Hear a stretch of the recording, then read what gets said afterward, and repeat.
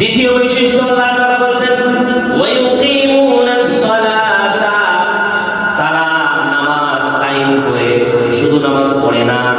নামাজ কায়েম করার কি অর্থ? যতগুলি তাফসীরের কিতাব আছে, আরবি, উর্দু, বাংলা সবগুলি পড়ে দেখুন, ওইখানে নামাজ কায়েম করার অর্থ বলা হয়েছে নামাজের যত হক আছে, নামাজের যত বিধান আছে, নামাজের মধ্যে কিছু বিষয় আছে ফরজ, কিছু বিষয় আছে ওয়াজিব, কিছু বিষয় আছে সুন্নাত মুস্তাহাব।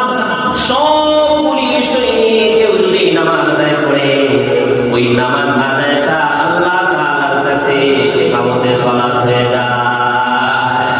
যারা করবেন ওনারা ইউকিমুনাস সালাত।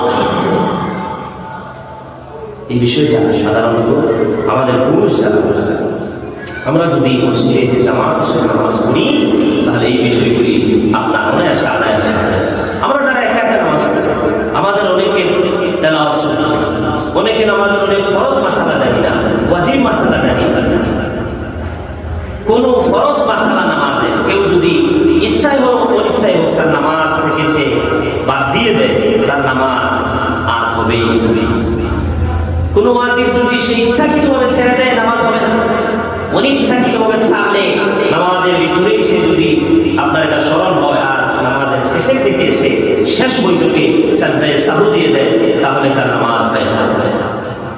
আর নামাজ আল্লাহ তাআলার কাছে আকর্ষণীয় করার জন্য নামাজের যে সুন্নাহ আমলগুলি আছে, মুস্তাহাব বিষয়গুলি আছে, এগুলি নামাজের মধ্যে আমাদের আদায় করতেই হবে।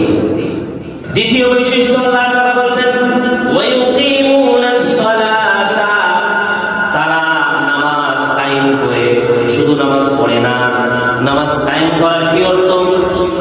যতগুলি তাফসীরের কিতাব আছে, আরবি, উর্দু, বাংলা সবগুলি পড়ে দেখুন, ওইখানে নামাজ কায়েম করার অর্থ বলা হয়েছে নামাজের যত হক আছে, নামাজের যত বিধান আছে, নামাজের মধ্যে কিছু বিষয় আছে ফরজ, কিছু বিষয় আছে ওয়াজিব, কিছু বিষয় আছে সুন্নাত মুস্তাহাব।